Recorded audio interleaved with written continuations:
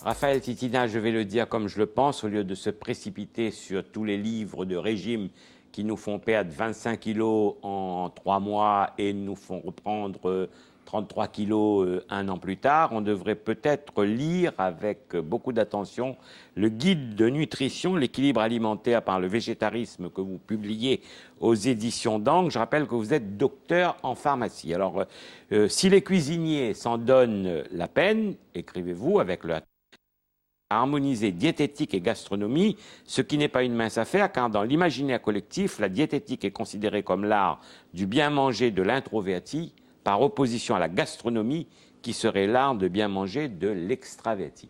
Comment bien manger aujourd'hui? Parce que tous les jours, on nous dit que quelque chose que l'on mange et que l'on aime n'est pas bon pour la santé.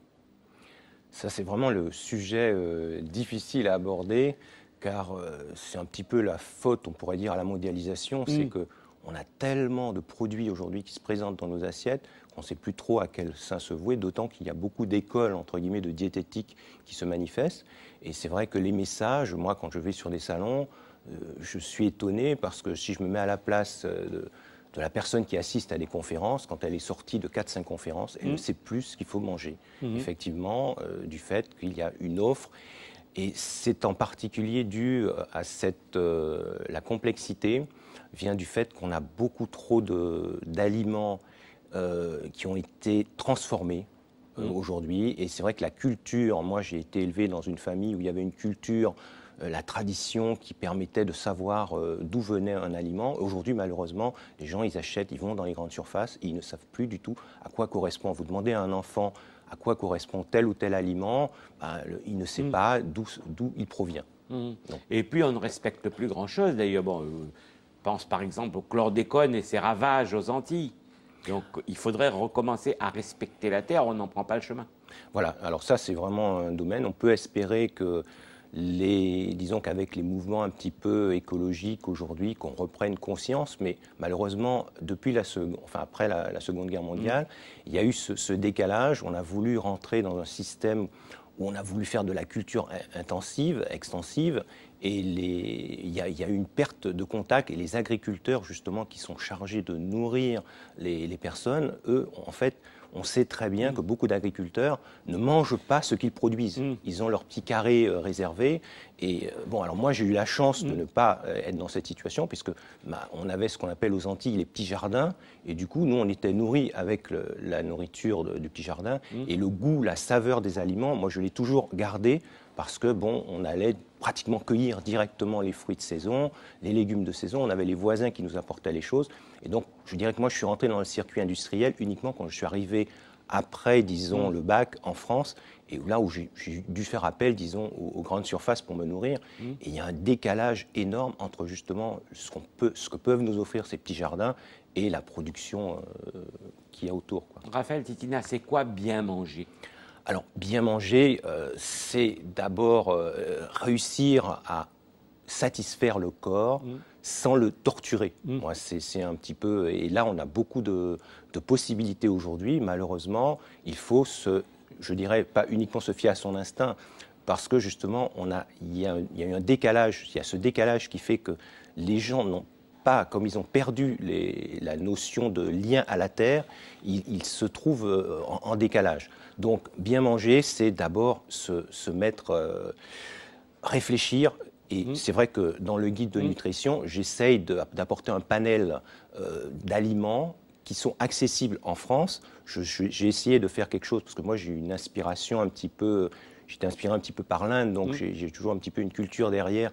Et je n'ai pas voulu que dans ce guide, il y ait que des choses exotiques. Donc, tout ce qu'on peut trouver comme aliments est accessible ici, mis à part quelques exceptions que j'ai voulu, parce que c'est vrai que ce sont des produits qui, tôt ou tard, vont se développer.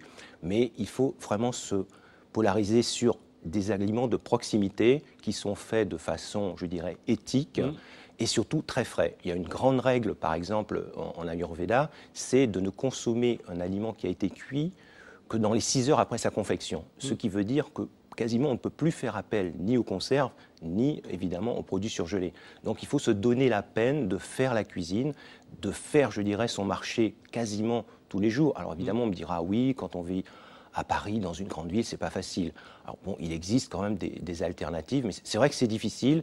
Mais si on veut vraiment retrouver la santé, il faut à tout prix se penser que d'abord la terre nous nourrit et que nous, il faut qu'on s'attache à respecter des rythmes saisonniers et se mettre à consommer des produits de saison. Ouais, c'est par exemple acheter des fraises quand c'est l'hiver.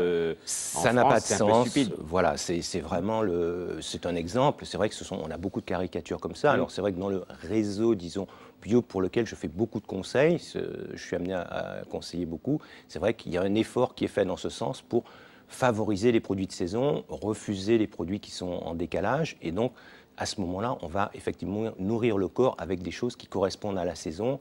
Et justement, dans la culture ayurvédique, on prend ce côté où il faut être en accord avec le cadre environnemental. Ce qui est intéressant dans votre guide, enfin il y a beaucoup de choses intéressantes, c'est que vous ne dites pas que c'est interdit, vous expliquez, vous conseillez, et puis surtout, quand vous parlez d'un produit, vous laissez le lecteur libre de se faire son idée si finalement il sent que c'est bon ou c'est pas bon pour lui, quoi.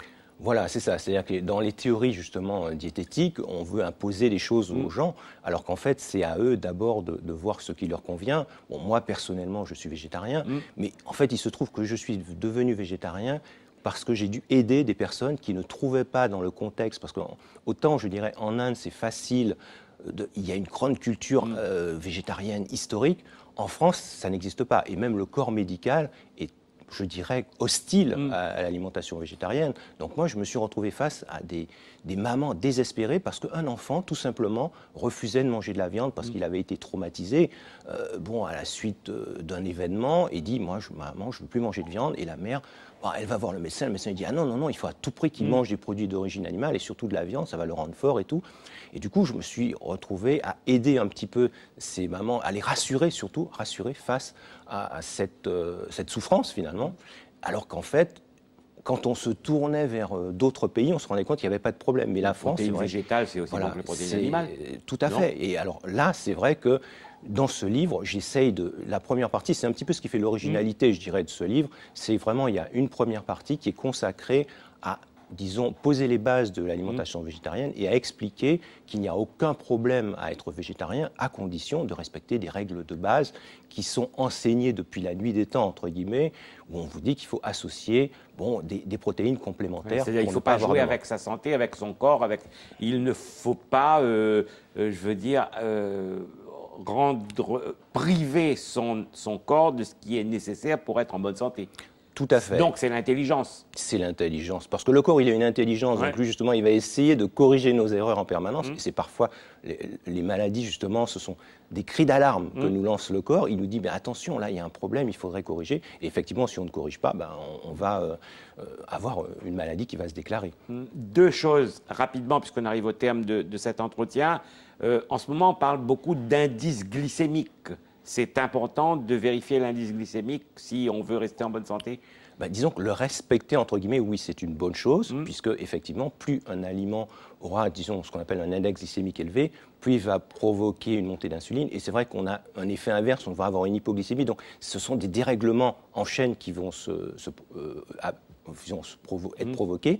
Et c'est pour ça que c'est vrai que le sucre basique, si vous voulez, le sucre de canne, c'est vrai qu'il y a un index glycémique très élevé, il est souhaitable de le réduire au maximum de son alimentation et de privilégier des aliments à index glycémique bas. Ça, c'est sûr, c'est une très bonne chose, une très bonne initiative. Deuxième question, pour conclure, on parle beaucoup en ce moment des régimes protéinés. Quel est votre point de vue là-dessus? Les régimes hyperprotéinés, ils existent depuis très très longtemps. Moi, je n'ai vraiment pas le sentiment que ce soit une bonne chose. C'est vrai que pour les sportifs, effectivement, se disent, moi, il faut que je fasse du muscle. Mais c'est vrai que on a tous les indices en nutrition pour dire que ce ne sont pas des bonnes initiatives. Le corps a besoin de protéines, ça c'est sûr. Les protéines végétales conviennent tout à fait. On a de très grands sportifs qui font de très grandes randonnées, qui sont marathoniens par exemple. Mais c'est sûr que les protéines, il ne faut pas en consommer trop parce qu'on va fatiguer les reins et on va acidifier le corps.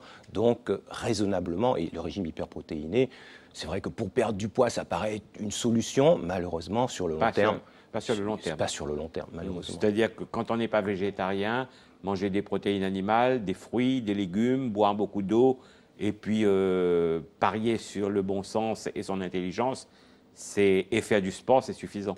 Tout à fait, et ne pas oublier la respiration. Alors là, il faut toujours penser à s'aérer, donc c'est pour ça que le sport permet justement aux gens de respirer. Donc l'alimentation, c'est une chose, mais la respiration aussi est fondamentale dans ce domaine pour drainer et équilibrer le corps. Vous avez toujours été mince comme vous êtes là ? Oui, jusqu'à maintenant, j'ai pas à me plaindre. J'ai fait beaucoup de sport. Merci en tout cas d'être venu sur ce plateau. Je rappelle le titre de votre guide, Guide de nutrition, l'équilibre alimentaire par le végétarisme. Vous dites, vous êtes végétarien, mais on n'est pas obligé d'être végétarien pour être en bonne santé. Ceux qui mangent de la viande ou du poisson peuvent continuer à le faire. Il y a des conseils extrêmement intéressants dans votre livre. C'est aux éditions d'Angle, Raphaël Titinard. Merci beaucoup. Merci de votre accueil.